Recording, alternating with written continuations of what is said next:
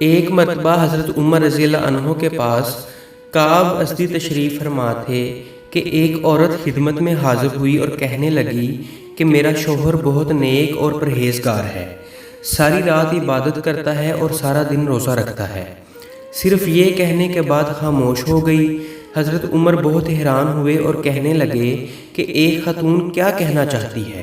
اس نے پھر یہی بات دہرا دی کہ میرا شوہر بہت نیک ہے، ساری رات تہجد میں گزار دیتا ہے اور دن کو روزہ رکھتا ہے۔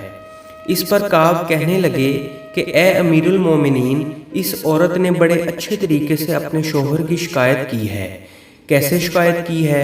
حضرت عمر نے حیران ہو کر پوچھا تو کہنے لگے امیر المومنین، جب اس کا شوہر ساری رات عبادت کرے گا اور سارا دن روزہ رکھے گا تو اپنی بیوی کے پاس کس وقت جائے گا؟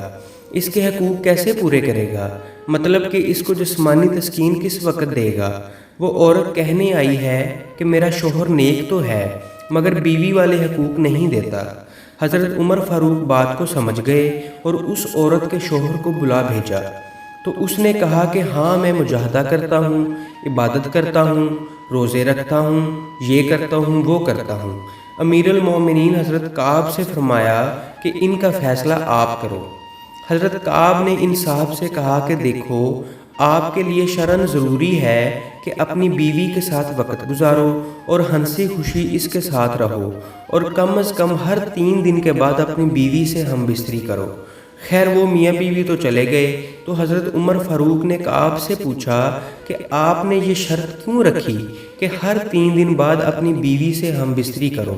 انہوں نے کہا کہ دیکھو، اللہ تعالیٰ نے مرد کو 4 شادیوں کی اجازت دی ہے، چنانچہ اگر کسی مرد نے 4 شادیاں بھی کی ہوں تو 3 دن کے بعد پھر اس بیوی کا نمبر آتا ہے، تو اسی لیے میں نے اس کو 3 دن کا کہا ہے۔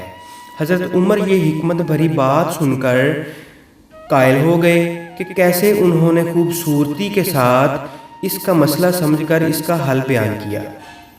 براہ کرم میری یہ ویڈیو اگر پسند آئے تو پلیز اس کو لائک کریں اور میرے چینل کو لازمی سبسکرائب کریں۔ شکریہ۔